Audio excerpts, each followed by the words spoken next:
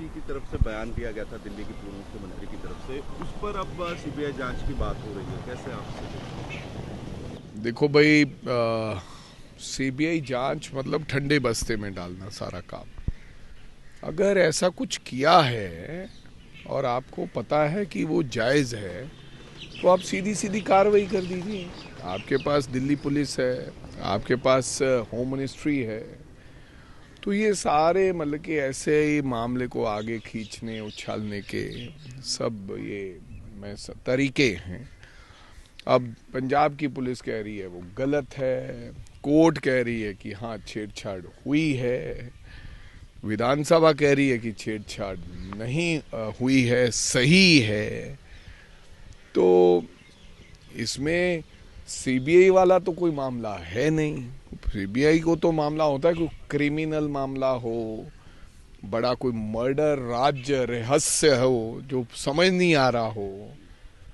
तो ये आपकी दिल्ली पुलिस या पंजाब पुलिस और अन्य और भी हैं, बाकी पता नहीं किसको, हर चीज़ को अगला कहता है सीबीआई को दे दो, फलां को दे दो।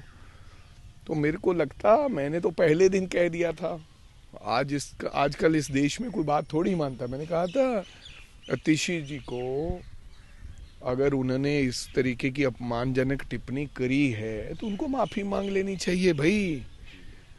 ये कोई बहुत बड़ी वो क्रिमिनल तो कोई 302 का मुकदमा तो नहीं है कि आप फांसी लग जाओगे, तो आप माफ़ी मांग लो।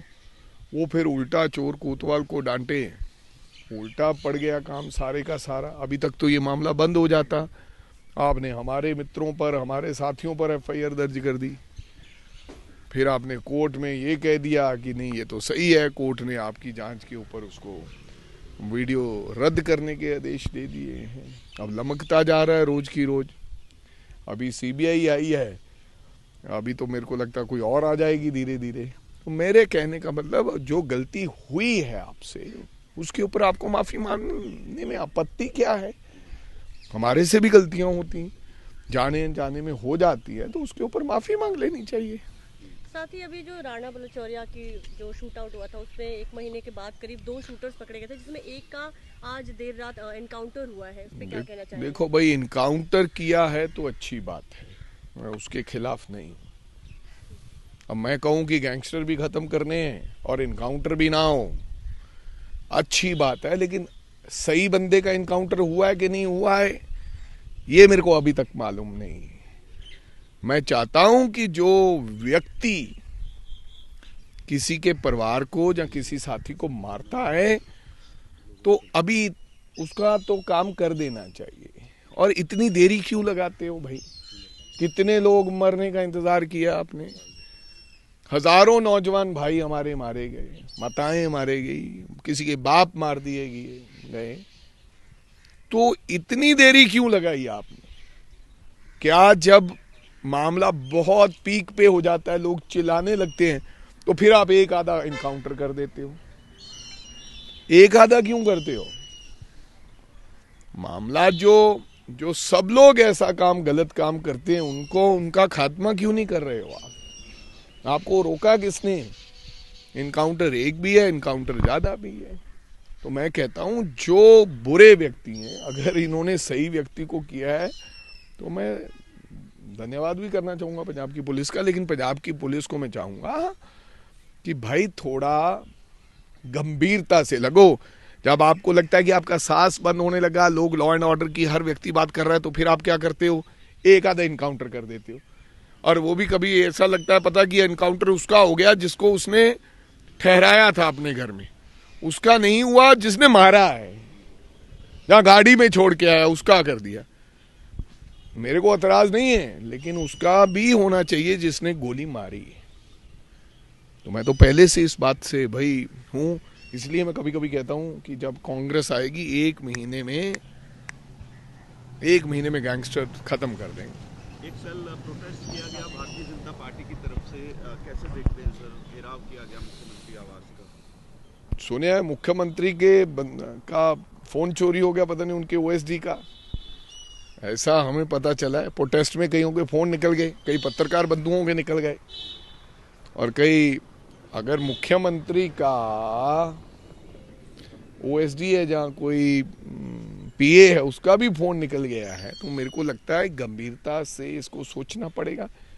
भाजपा के पास असल में प्रोटेस्ट वो करने वाले व्यक्ति हैं या नहीं है। हमारे होता तो सुनिए, एक यूथ कांग्रेस में ऐसा व्यक्ति था, तो जब हम दिल्ली जाते थे, वहां दिल्ली का था कोई, एक कोई कहता था मैं, वो आता था हर में, यूथ कांग्रेस का पदाधिकारी नहीं था, ऐसे ही आ जाता था प्रोटेस्ट में। तो फिर वो उसको बुला लेते थे, क्योंकि वो 20-50 लोगों की भीड़ ले आता था। बाद में सब अपनी जेब देखते थे, कहाँ गई। तो कहते यार अब बंदा तो सारे ही अपने थे, ये वो 50 बंदे अनजान होते थे। भीड़ लाने के लिए उनको कभी कभी बुला लिया जाता था। कोई ऐसा तो नहीं है कि ऐसा काम चल रहा है। बीजेपी वाले जरा अपने इर्द गिर्द देखें कौन व्यक्ति है जो फोन निकाल के ले गए भाई। तो बुरा हुआ। तो और प्रोटेस्ट क्या था वो, क्या प्रोटेस्ट था वो, मेरे को तो लगा नहीं किसी प्रोटेस्ट। कैसे प्रोटेस्ट कर रहे थे वो, बड़ी मुश्किल से तो पहली का बार बीजेपी बाहर निकली, और फिर प्रोटेस्ट ऐसे किया कि इच्छा ही नहीं है प्रोटेस्ट करने की, इस प्रकार का प्रोटेस्ट था। तो मेरे को तो लगा नहीं हो कि उनमें मन में कोई भाव है प्रोटेस्ट करने का।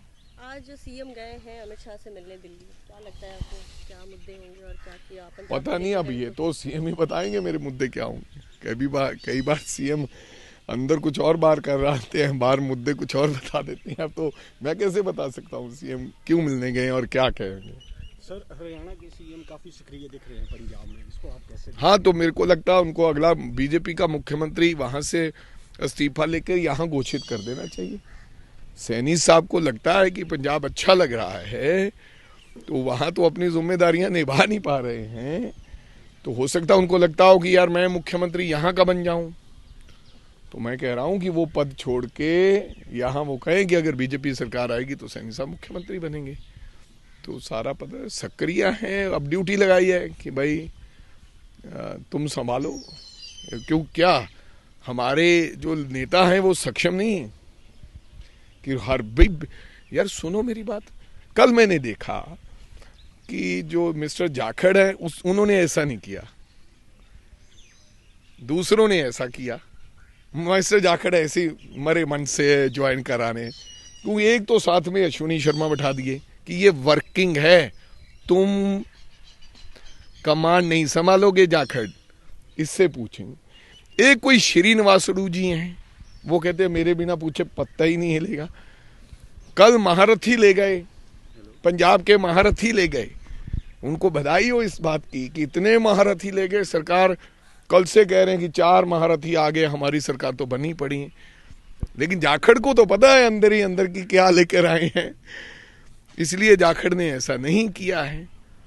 यहाँ पर मजे लेते थे जाखड़ साहब, कुछ भी करते थे, कुछ भी बोलते थे। सो मेरे कहने का मतलब बीजेपी में सक्रिय चाहे कोई भी हो जाए, सैनी जी की जगह कोई भी सक्रिय हो जाए, यहाँ बात बनने वाली नहीं है।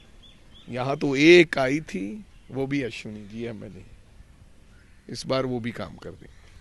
सर, पंजाब केसरी पे जिस तरीके की कार्रवाई हो रही है, मीडिया को लेकर सवाल उठ रहे हैं, बहुत गलत है। किसी भी मीडिया हाउसेस पर कार्रवाई करना, ये पहली बार हुआ है आज़ादी के बाद 75 साल में हमने देखा है। मीडिया वाले को पकड़ लो, मीडिया वाले के ऊपर FIR दे दो, मीडिया वाले को डरा लो, मीडिया वालों को गला दबा दो। ऐसा नहीं हुआ, सरकारें तो पहले भी चलती रही।